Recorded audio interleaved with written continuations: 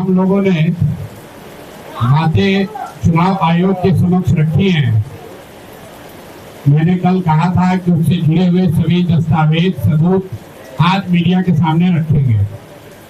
उस परिप्रेक्ष्य में मैं एक बात बताना चाहता हूं कि जब भी यहाँ वरीय पदाधिकारियों को चुनाव आयोग को कोई शिकायत भेजी गई, उसमें यहाँ के जो वरीय अधीक्षक हैं, एसएसपी हैं पटना के, उनका तर्क ये रहा है कि ये बाहर के लोग आए हुए हैं और चुनाव में गड़बड़ी कर रहे थे, इसलिए उनको डिटेन किया गया है, अरेस्ट किया गया है।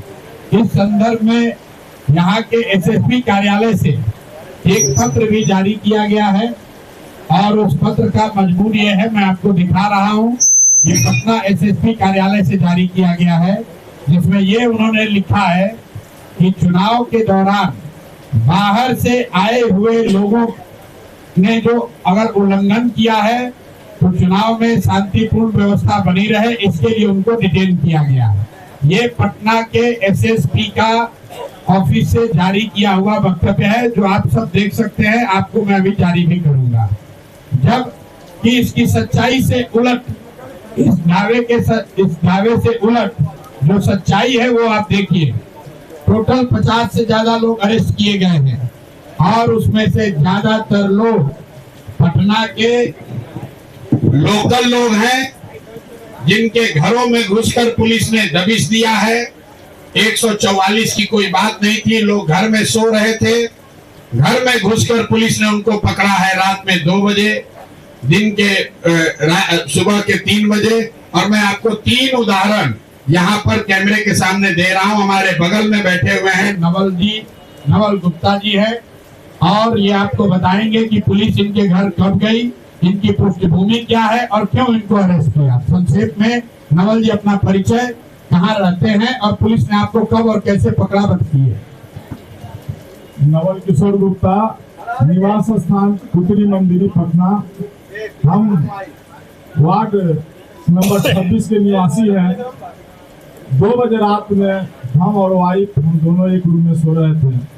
उसके बाद बहुत तेजी से, बहुत जोर से हमारे किमारी को धक्का दिया गया। हम जगे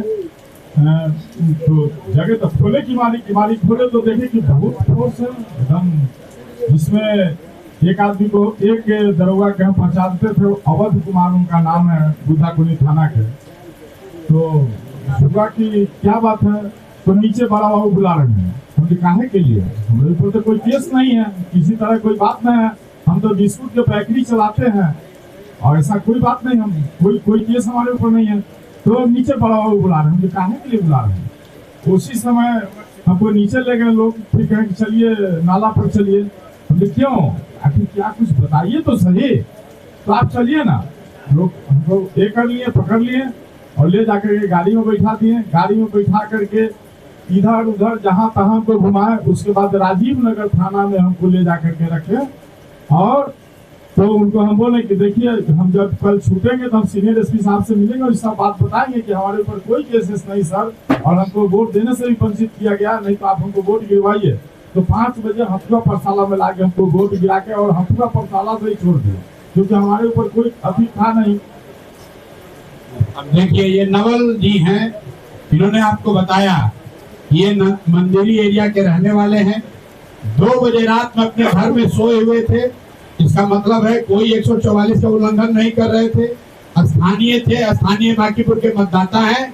किस अधिकार से पुलिस इनके घर गई, इनको अरेस्ट किया, पूरे दिन तक घुमाते रहे और कल चुनाव खत्म होने के 1 घंटा पहले इनसे मतदान कराकर तब इनको छोड़ा है। ये एक केस है।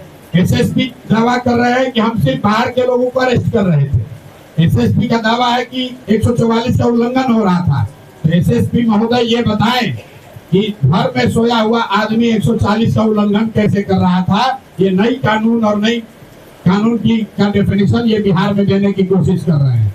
नवल बाबू अकेले नहीं है, मैं आपको दूसरा केस बता रहा हूँ। बगल में हमारी महिलाएं बैठी हुई हैं, इनके बहनोई हैं, डिप्टी कलेक्टर हैं।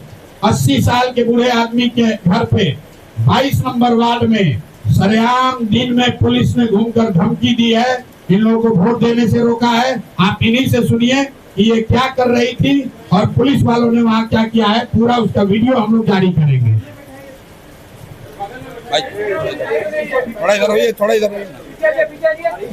मैं 22 नंबर वार्ड मैं 22 नंबर वार्ड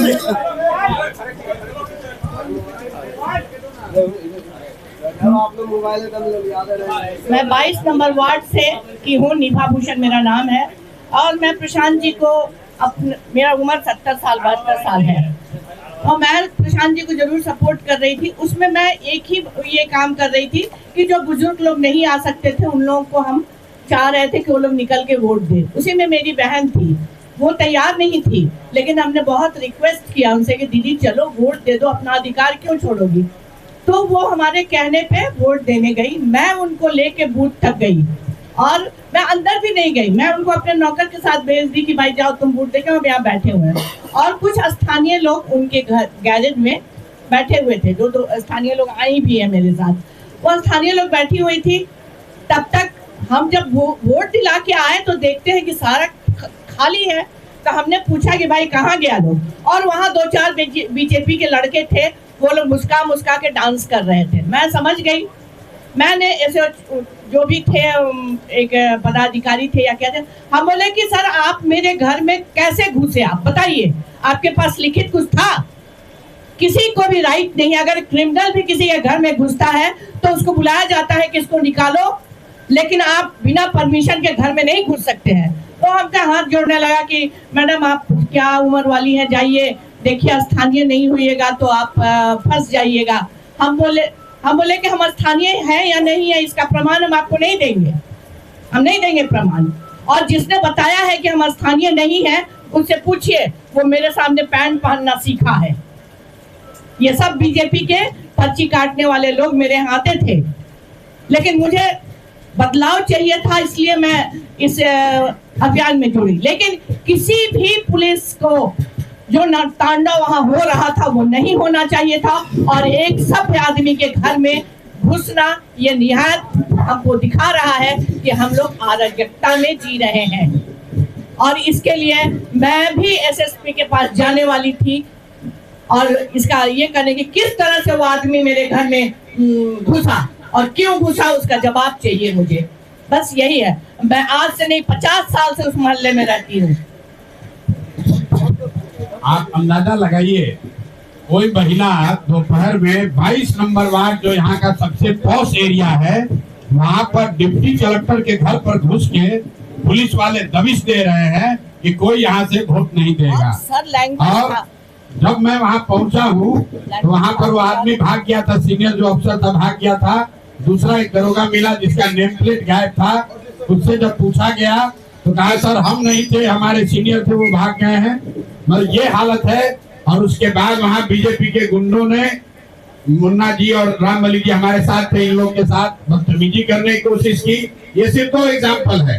अब आप तीसरा सुनिए। मैं आपको सिर्फ उदाहरण के तौर पर 3-4 दिखाना चाहता हूँ, ताकि जो यहाँ का एसएसपी है कंप्लीटली अनप्रोफेशनल, इनकॉम्पिटेंट, ये आदमी वही एसएसपी है जो नीट की छात्रा के साथ रेप और हत्या हुई तो इस एसएसपी ने कह दिया कि आत्महत्या है। और ये एसएसपी राजनीति करने के लिए यहाँ पर देखिए, और अपने सुपरवाइजर्स को, सीनियर्स को गुमराह कर रहा है। और इस एसएसपी के ऑफिस ने जारी किया है लेटर कि सिर्फ और सिर्फ बाहर से आए हुए लोगों को अरेस्ट किया गया है, डिटेन किया गया है कानून व्यवस्था के लिए। तो एसएसपी महोदय को ये बताना है कि भाई इनके घर में 2 बजे रात में आप जाकर इनको क्यों उठाए, ये महिला के घर में, इनके रिश्तेदारों के घर में 12 बजे दिन में आप पुलिस क्यों भेजे हुए थे। अब आप सुनिए, तीसरे हमारे साथ हैं गब्बर जी, जरा अपना सुजीत चंद्रवंशी जी, इनके साथ क्या हुआ जरा सुनिए। एक दिन में 3 बार पुलिस अरेस्ट करने के लिए इनके पास पहुंची है, और ये कौन से क्रिमिनल है जरा ये आपको बताएंगे कैमरे पर। मेरा नाम सुजीत कुमार चंद्रवंशी उर्फ गब्बर सिंह हुआ, सिपारा वार्ड नंबर 30 का रहने वाला हूँ। हम लोग घर के नीचे गली में बैठे हुए थे, करीब 12:30 बजे करीब, और एक एसआई आए और बोले कि बड़ा बाबू को बुला रहे हैं। हम गए मिलने के लिए, तो वो बूथ पर हमको ले गए। ले जाने के बाद फिर उधर से लौटने के बाद बोले कि गाड़ी में बैठिए। हम बोले गाड़ी में क्यों बैठे, बोले आधा घंटा हम छोड़ते हैं। वो लेके गया और करीब 1 घंटा इधर घुमाया, उसके बाद थाना लेके चला गया। उसके बाद 2 घंटा बैठाया, उसके बाद फिर हमको छोड़ दिया गया। फिर उसके बाद 1 घंटा बाद फिर आया और जबरदस्ती करीब 5-6 की संख्या में प्रिंसिपल थे, उठाने का कोशिश किया, लेकिन हमारे समर्थक लोग थे तो हमको बचा लिए और उसके बाद फिर वहाँ से हट गए। उसके बाद घर पर सीटी खुद करीब 20 की संख्या में आए और 4 तो घर को घेर लिया। ये वार्ड का चुनाव लड़े, वहां पर सक्रिय राजनीतिक सामाजिक कार्यकर्ता हैं। पुलिस एक बार इनको पकड़ कर ले गई, बेऊर में बैठाया, फिर जनसुराज के जब लोग पहुंचे वहां से छोड़ दिया, फिर दोबारा पुलिस आकर इनको इनके घर से पकड़ने के लिए गाड़ी में जबरदस्ती 100 लोग मिलकर बैठा रहे थे, तब तक हम पहुंच गए, फिर छोड़ दिया। जैसे ही हम वहां से वापस हटे, इनके घर को घेरने के लिए 100 से ज्यादा पुलिस, सीएपीएफ इनका पूरा घर दरवाजा 1 घंटे तक पीटता रहा इनको अरेस्ट करने के लिए। और यहाँ के एसएसपी विज्ञप्ति जारी कर रहे हैं कि कानून और व्यवस्था को बनाए रखने के लिए बाहरी लोगों को अरेस्ट किया गया है। कल एक बात और बताई गई कि एसएसपी के खिलाफ भाजपा के लोगों ने भी शिकायत की है। कल ये बात मुझे चुनाव पदाधिकारी ने बताया। तो मेरा यही सवाल है कि कुल 54 लोग जनसुराज से जुड़े हुए कार्यकर्ता, समर्थक, नेता 54 लोग कल परसों में अरेस्ट हुए हैं, डिटेन किए गए। एसएसपी कार्यालय को जारी करना चाहिए कि भाजपा से जुड़े हुए कितने लोगों को उन्होंने डिटेन किया। एक भी भाजपा का आदमी डिटेन नहीं हुआ, एक भी भाजपा का नेता अरेस्ट नहीं हुआ।